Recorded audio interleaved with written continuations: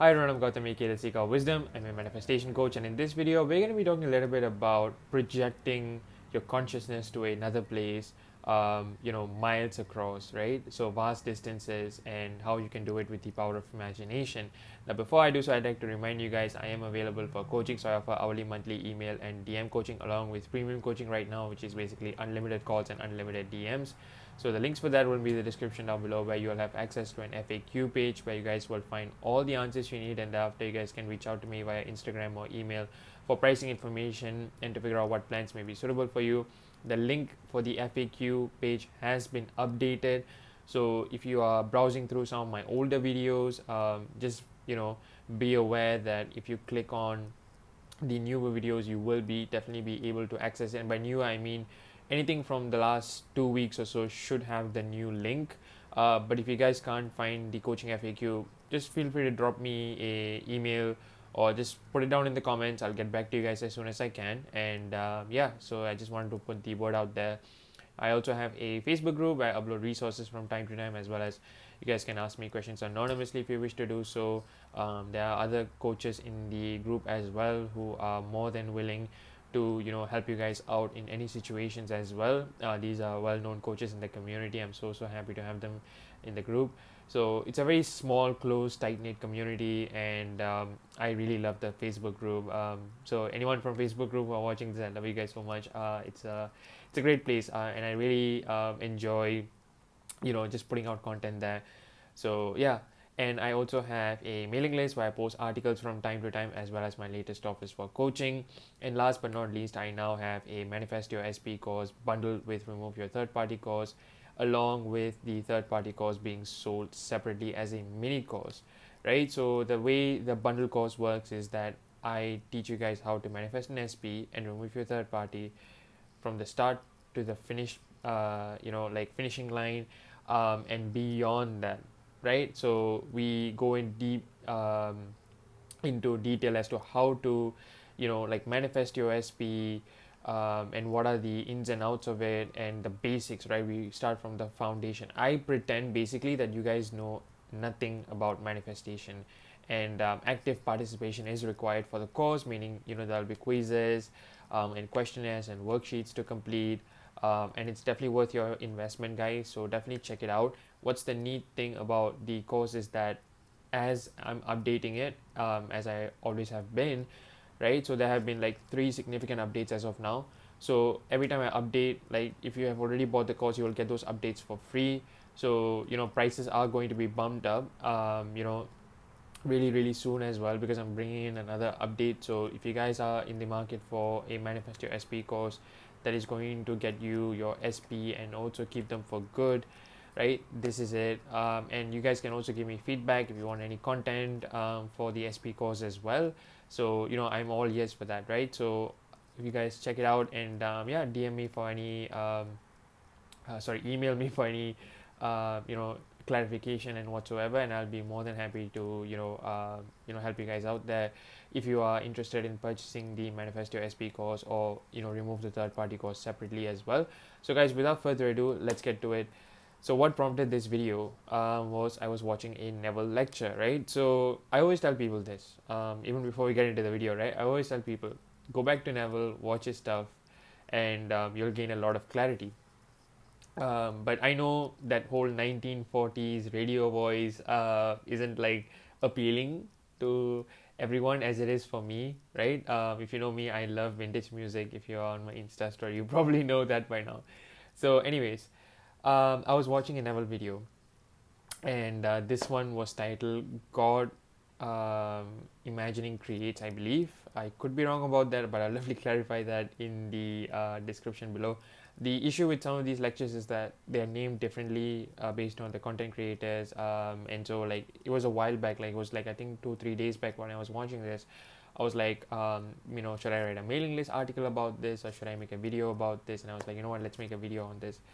So this is basically Neville talking about the power of imagination, and he shared a couple of different stories there that I felt was worth sharing, right? Because I didn't realize that these stories or these phenomenons fell under the purview of imagining, or could be considered imagination, if you will, which was really surprising for me, to say the least, right? So that was something that was like, oh, okay. So that was really like a light bulb moment for me, and I really wanted to share this with you guys. And I know this isn't the normal type of conventional content that I share, but this is really fun stuff that you can also use for manifesting your SP and things like that too. But this is beyond that, and I love like exploring further than like wealth and SP and so on. I want to go beyond that as well, right? So I was really hooked on to this, these stories that Neville was talking about. So even before I go into the stories, right? So essentially, what he's saying is he was sharing a couple of different stories where when you are imagining with intensity, right? And I'll explain what intensity means, right? So basically, when you are imagining with intensity, right, you can actually project your consciousness, right, in your physical form, right? It's like an astral form almost, if you will, right, over vast distances and interact with the person, right? And based on the stories that he have shared, right, like it is evident that the people who are projecting themselves do so without any intention of doing so, right? So they're not sitting down there thinking, okay, I'm going to project myself to in front of this person. All they do is focus intensely on the you know imagination of them telling the message to that person, right? So that's what they are doing most of these times, right? Is they are so focused, right, on telling the message to that person in their mind, right? So they are they're just using their imagination.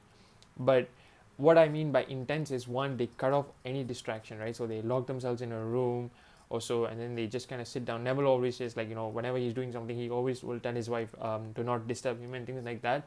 So they shut themselves, and they just convey the message to these people in their mind, right? And they just focus on it, and then they just go about their days and whatnot, I guess. And then and like when those people eventually reach out, they actually share crazy stories. They're like, hey, I actually saw you like saying XYZ to me, right? And these people are like vast distances over.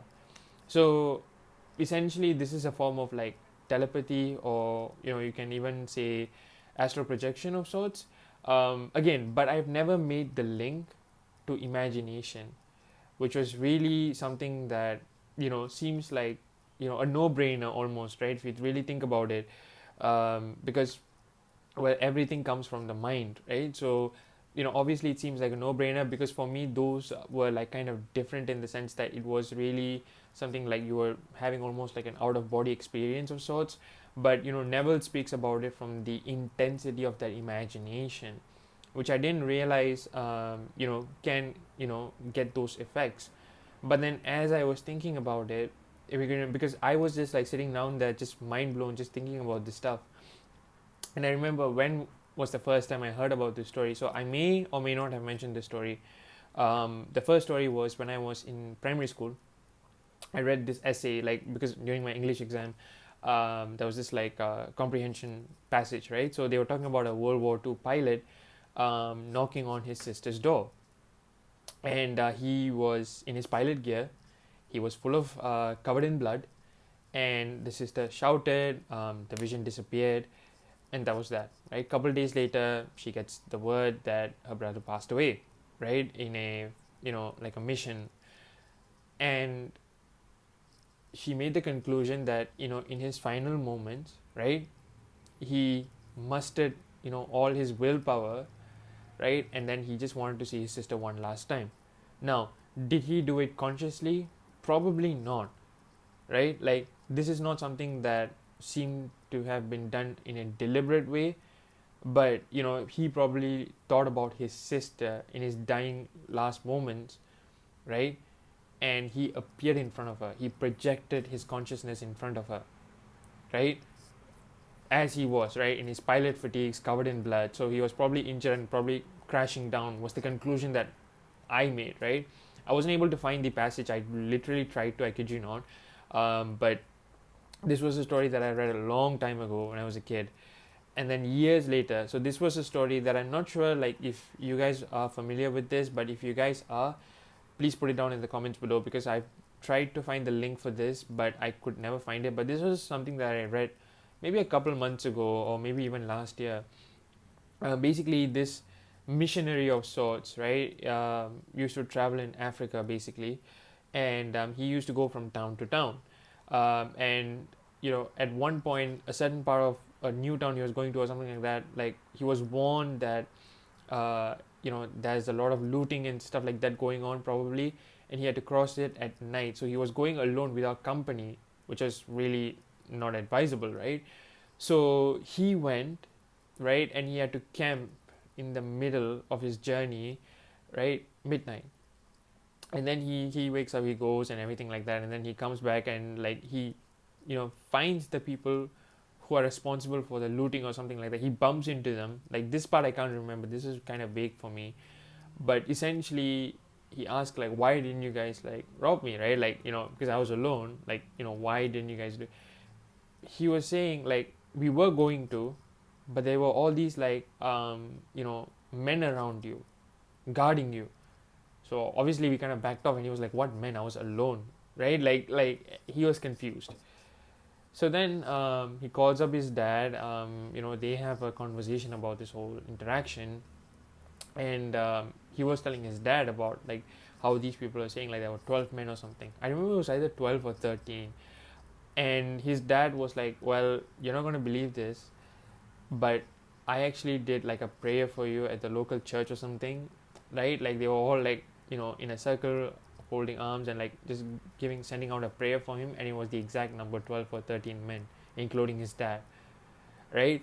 So essentially what they did, right, they didn't do it consciously, right? They weren't like, okay, we're gonna consciously project ourselves to your son in Africa so that he may be protected. No, that's not what they did. They just put a prayer out there, right, that he may be protected, and they were there at that point where he needed them the most, right, even without him realizing, right? He was probably asleep, right? So this was like the experiences, the stories that I've heard thus far. So Neville talks about one of his friends, right? Like his friend was thinking about a student who wanted to who he wanted to convey a message to basically. So when he was conveying this message, right, like he didn't want to write a letter, he didn't want to I guess like telephone or stuff like that was out of the option. So what he did was he intensely imagined conveying this message to the person. And what happened was this person projected himself, again like those two stories, right? He projected himself in a place full of crowd. Now it's unclear from the recording that if the crowd saw the projection, but the person that it was intended for definitely saw it, right? So he said, and this is the crazy part here, this guy who was receiving this projection, he said, come later, right? So because there's a crowd there, like, come later, right? So and then what happens is the vision appeared at night, the projection appeared at midnight, gave him the message. So what the student did was to write that message in a letter, and like as he was like replying back to this person, he wrote the exact message that Neville's friend was imagining for that student, right? So again, this friend clearly stated that I did not mean to consciously project myself. All I did was to focus intensely, right? So this was something that his friend did, and it really shows the power of imagination, right? So I'll go through all the examples, and then I will give my thoughts on it and really elaborate on it. So Neville did a variation of this, which I thought was really, really interesting. So those of you who heard the Barbados story, or those of you who know the Neville family, who kind of dug into this stuff just a little bit, will know that Neville had about 9 siblings, right? 8 boys, excluding him, and one girl, right? I think that she was the last born, I believe. Daphne, her name was, and she So this story involves her basically, right? So you guys would have heard of her name in the Barbados story somewhere. So I just wanted to give you guys a little bit of context, right? So Daphne's son, who was a teenager, I believe his name was Billy, he had cancer, right? So what Neville did was he, projected himself onto Billy, right? So he imagined himself being in that bed, right? As the same bed as Billy, and reassuring his sister that he was going to be all right, right? So when she came into the room, Daphne, right, um, she didn't see her son, she saw Neville, right? So because of the technology back then, right, like they couldn't communicate for like 10 days, so she reached out to him, right? I think there was no airmail, so I think I don't know what they used back then, like telegraphs or something, right? So she reached out to him 10 days later and she told him like what had happened. But essentially what Neville did was he shut himself. He told his wife like not to disturb him, as I mentioned earlier, and he just imagined reassuring Daphne that it's all going to be all right and things like that, right? So when his sister called like 10 days later to kind of tell him, he knew like why she called and everything, right? But her interpretation was because she couldn't unsee Neville, right? Like Neville was there throughout that time, like she can't see her son at that point. So she thought something bad was going to happen to Neville too. So she called Neville and she was like telling him all this stuff. Now, Neville did say that the son did die, may his soul rest in peace, but he succeeded in the intention of projecting himself. So that was his point. So I want to make that clarification there, because um, you know even Neville sometimes can like not manifest, because that wasn't his intention, right? But his intention was to reassure his sister, right? Because we know Neville's view on the afterlife, right? Like they will continue to learn and regrow in another world. So I guess like he didn't find it like super important, whatever the reason was. But essentially he did say that he succeeded in his intention to project himself, right? So that was his goal, he did that. But I just want to make that clarification out there as well. So what can we learn from that, right? So I don't want a bunch of you guys to sit down, imagine and think like, okay, would SP have gotten my projection or something like that, right? um, like my The point of this is to really show the power of imagination, right? Both stories from Neville and the stories that I've heard outside of this kind of corroborated this, right? And I would say this is a form of telepathy, right? Kind of mixed with imagination, right? So I definitely feel like this was a story that kind of really showed the power of you know imagining essentially. And all of these stories, right, except the one from Neville, they did not have the intention to project themselves, right? Rather, they focused on the message that they wanted to convey to this person. I really want to make that very clear, right? So, your goal shouldn't be to project yourself in front of someone or some stuff like that, as cool as it sounds, right? Um, you know, but the intention was to convey a message, focus on conveying that message, and really, like, envision that person in front of you and tell them, right? Convey that message. Don't let circumstances or anything like that kind of jeopardize the message. Focus on just delivering any sort of message you want. It can be as simply as call me, for example. It can simply be as hey, you're an amazing person, for example. Or if you can't talk to someone, and if you would like to and tell them exactly why you would like to talk to them, imagine that, hey, I like to talk to you because of so and so, call me, right? Or I just would like to give you a message, or I just want to tell you that I love you, for example, right? It can be anything, but focus on the message, right? So give yourself like time and imagine that you are delivering this message, and do so with full concentration, like full focus. So close your eyes, sit down somewhere quiet and just focus on delivering that message. If you could visualize well, I would say like envision them, envision them, right, in your mind, regardless of where they are in the world, right, based on these stories. It has to come true, right? Like you have to project. But even then, I wouldn't say like projection is the goal, is the conveying of the message. So even if they receive it in like a mind voice or something, right, I would say still a win, right? But it really shows the intensity of imagination can really, bring forth results that you and I won't really anticipate in the, like quote unquote normal world, right? Because this really seems like some high level stuff, right? Like, but all of these people except Neville, I really want to emphasize that, right? They had no sort of intention to project their bodies somewhere, right?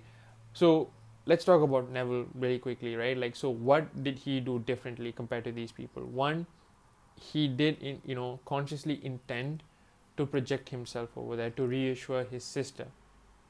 So you can do this unintentionally, but you can also do this intentionally as well, right? You don't have to, but you can do this intentionally, was something that I learned from his example, right?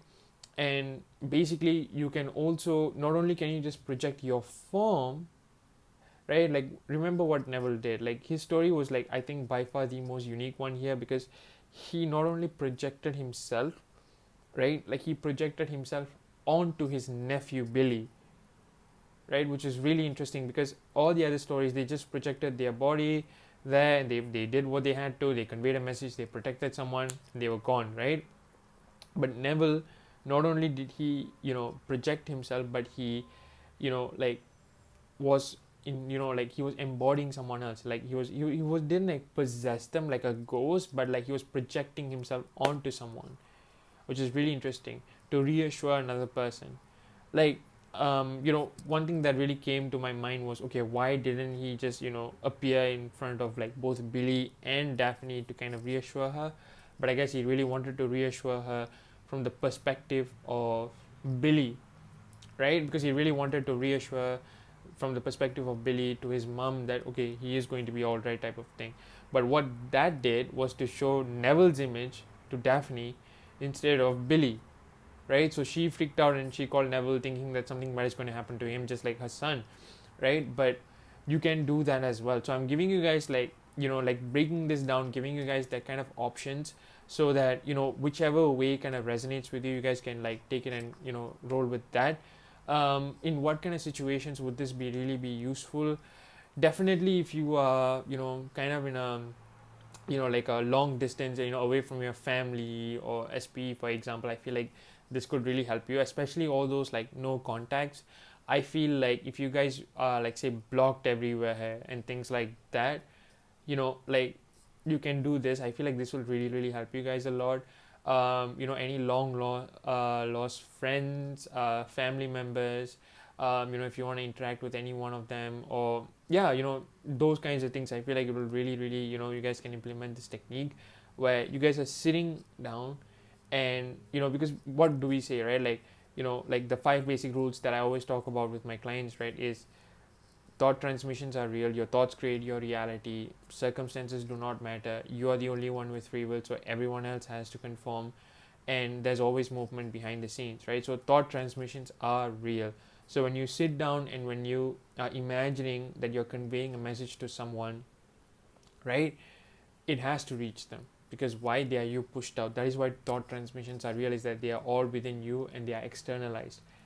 Your thoughts have to be, pushed out, right? So the projection, I feel like, is just a higher intensity, higher level of it being pushed out, right? So you are just projecting yourself there.